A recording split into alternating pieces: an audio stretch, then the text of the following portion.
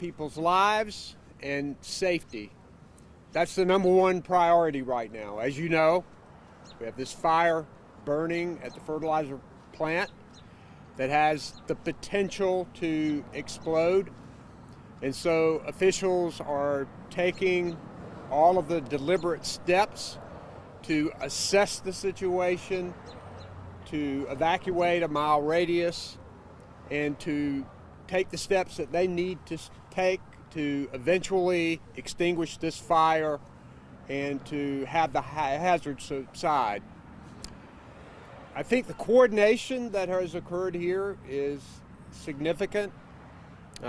Made some calls to local officials early yesterday morning. My Secretary of the Department of Public Safety, Eddie Buffalo, who's here now, has been here. Our Emergency Management Director, Will Ray, has been here.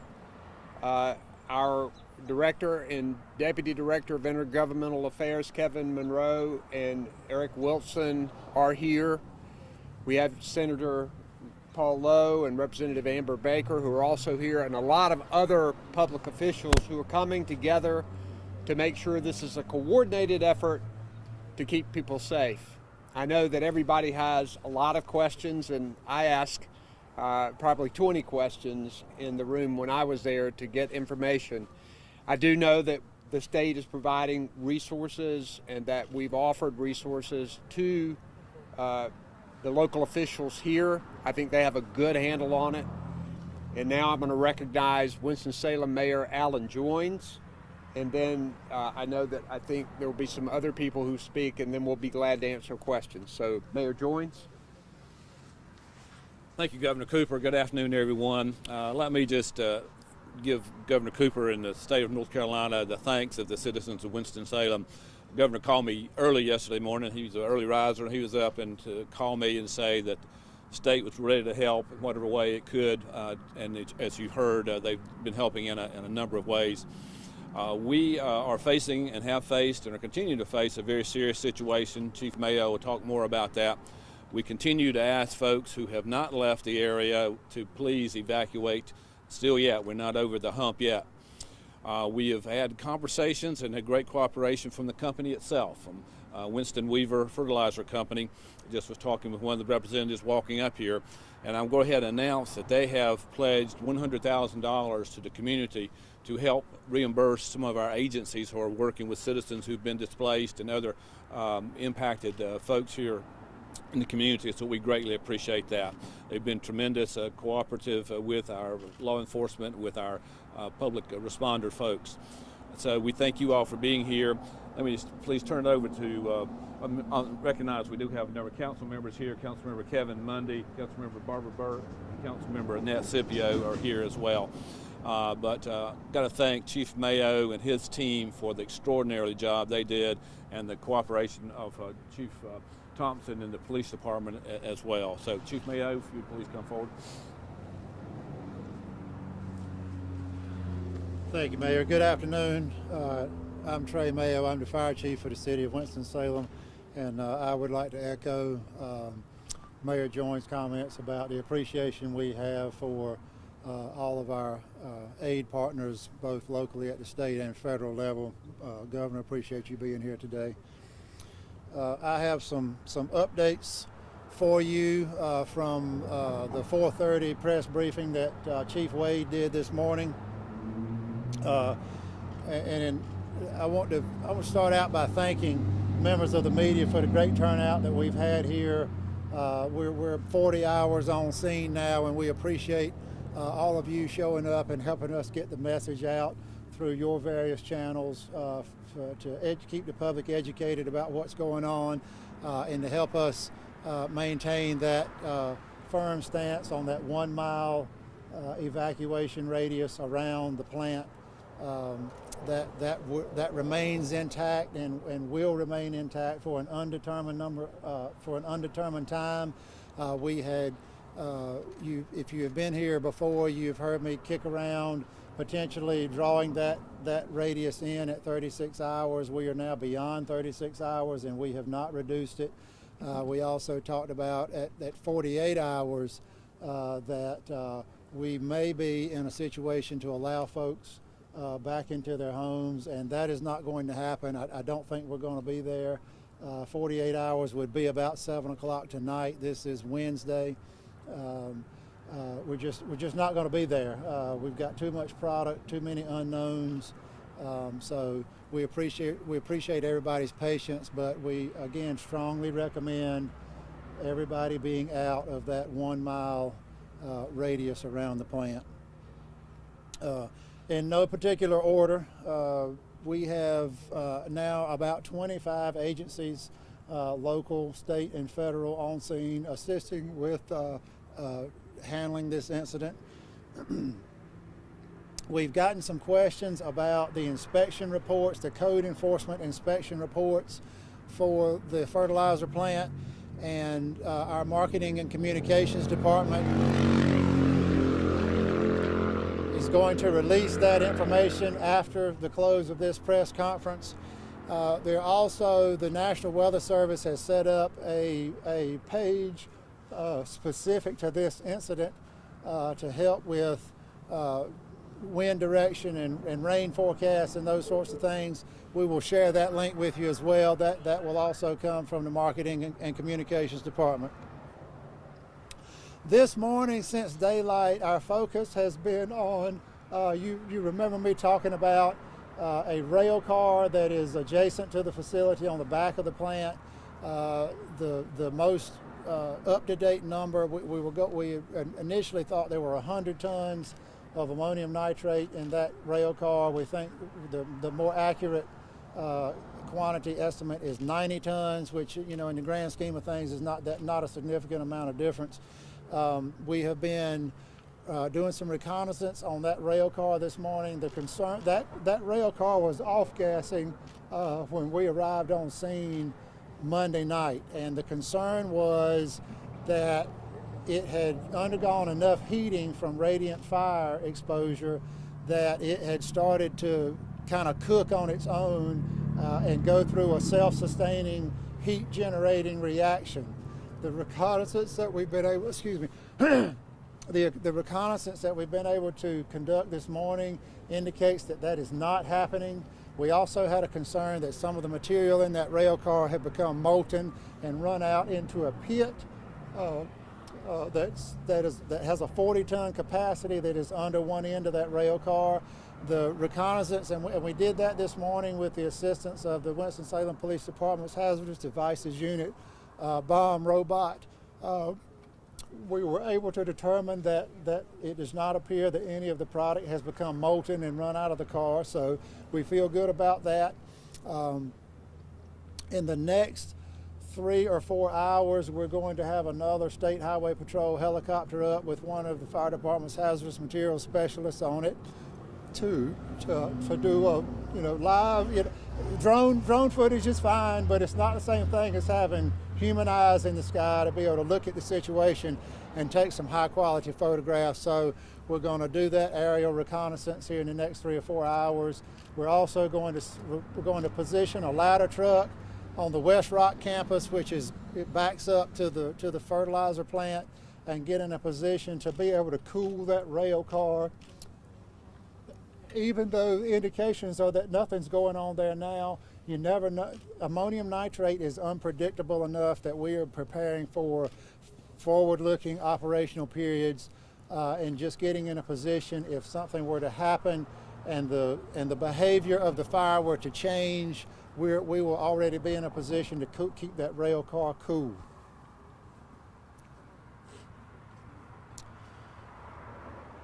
We have gotten a few questions about whether there were employees on site at the plant, who made the initial 911 call, those sorts of things. And we have been able to determine that the initial 911 call did come from an employee on site at the plant. There was also a rumor yesterday that there was a plant employee that was unaccounted for, and that is inaccurate. All plant employees, there are 36 employees in the plant, and everybody has been accounted for. The EPA is on site, and they were able to get some remote monitors put up last night that are able to transmit real-time air quality data back to the command center. And what they're measuring is outside the 1 mile radius, and they are still primarily measuring nitrogen dioxide and some compounds of sulfur and some just general undescribable particulate matter. The products of combustion, we still classify those generally as just irritants. We would expect people to be exposed to them, to sneezing, coughing, running watery eyes and nose, that sort of thing. Some people may experience a little bit of skin irritation. We still recommend that people not be outside exercising. If you have respiratory illnesses, chronic obstructive pulmonary disease, asthma, emphysema, those sorts of things, for you to remain indoors and out of the smoke. Keep your doors and windows shut. If you were in the city last night, there was a pretty good blanket of smoke over north and west Winston-Salem. That was due to atmospheric conditions, primarily because of low wind. It just kind of lets that smoke just kind of float out over the ground. There's no wind to blow it away. But as we've had some warming today and the breeze has picked up a little bit, we're getting some better lift with that smoke. So smoke conditions have improved today. But we can't control Mother Nature, and as the wind changes and humidity changes, that smoke's going to move around and lift and lower as atmospheric conditions cause it to do. We're forecast for rain to begin overnight and continue into tomorrow and Friday. At this point, any water application onto the fire is deemed a generally positive thing. Rain is sort of a break-even proposition. It creates some runoff, but it also creates some dilution, of products that are running off. So we're going to take the rain as generally a positive turn of events in this incident. That concludes my notes. I'll take any questions that you may have. Yes, sir. So you had this window, actually 2 windows, the 36 hours and the 48 hours, and you've determined that we're still not out of the woods yet. And I'm wondering what kind of variables or criteria you're looking at to say, okay, now things are finally safe. The question is about how do we determine what our window is on when things get safe enough to kind of let people come back inside the evacuation zone and allow firefighters to go on site and start doing some closer reconnaissance and fire control operations. So we're looking at temperatures in various places to see if anything that's reacting is getting better or worse, or just kind of maintaining a steady state. I think I mentioned earlier we're going to have a State Highway Patrol helicopter back here this afternoon and get eyes and get some good aerial photos, and we will sit down with plant representatives and try to determine exactly what it is that's on fire.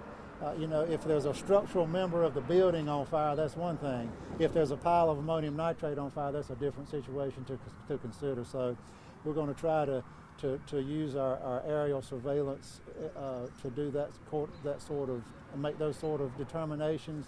The challenge with this situation and saying it's going to be 36, 48, 72 hours a month, the challenge is having access to full information and the unpredictable nature of the chemical that we are talking about. Ammonium nitrate has a history of being unpredictable in the way that it reacts, the way that it responds to heat, the way that it responds to pressure, to shock. It just is sort of an enigma, and we are giving it due regard because of its history. So it can burn without exploding? It can, but so ammonium nitrate in itself is not flammable. It is an oxidizer. So what it does is cause everything around it to burn. but there are components. So this is 34% ammonium nitrate. So there are things there besides the ammonium nitrate.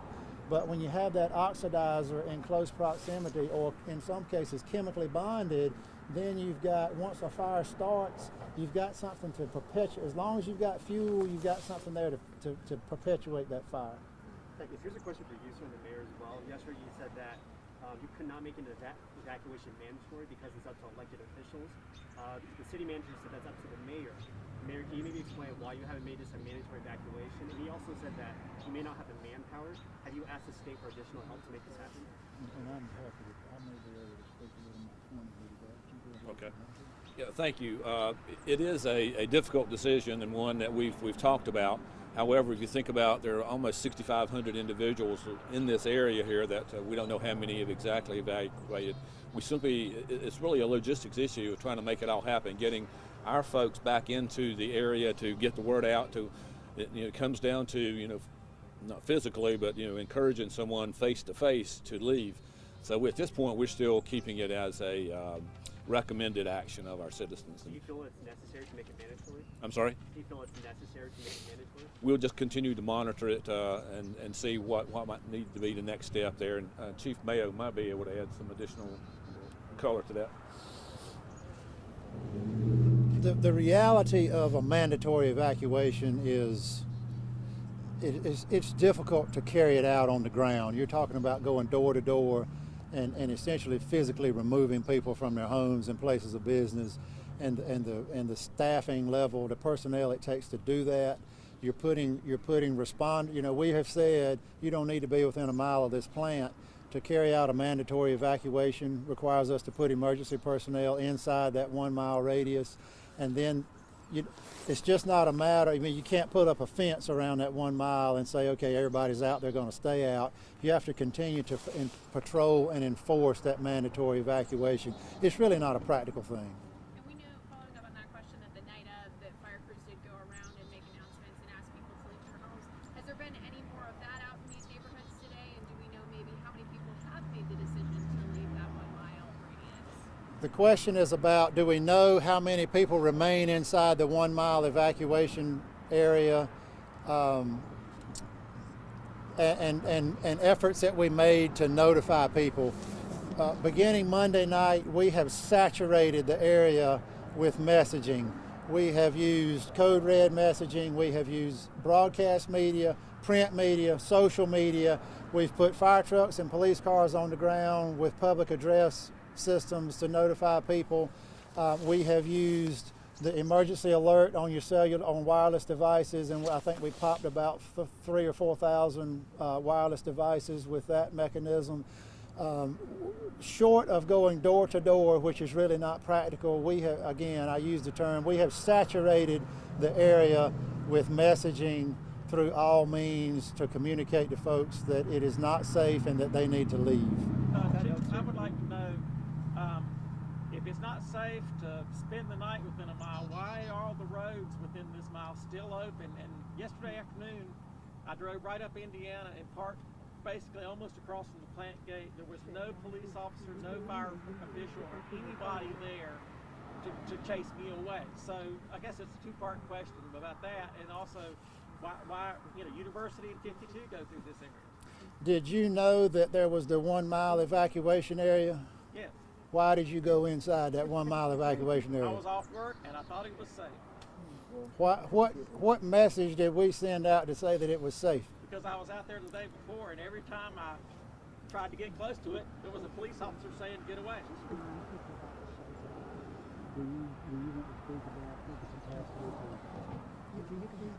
So I would just state again, our capacity to control entry and exit from a 1 mile area, that's a 1 mile radius, so it's 2 miles across. So when you talk about that area, our resources and ability to enforce and patrol that area is limited. So that's why we are strongly encouraging folks not to enter that area. And I would remind folks that within the area that don't have anywhere to go, the education building at the fairgrounds is is available as a shelter. And back to your question, we did have, we do know that the hotels in the area have seen an uptick in reservations. So with that and the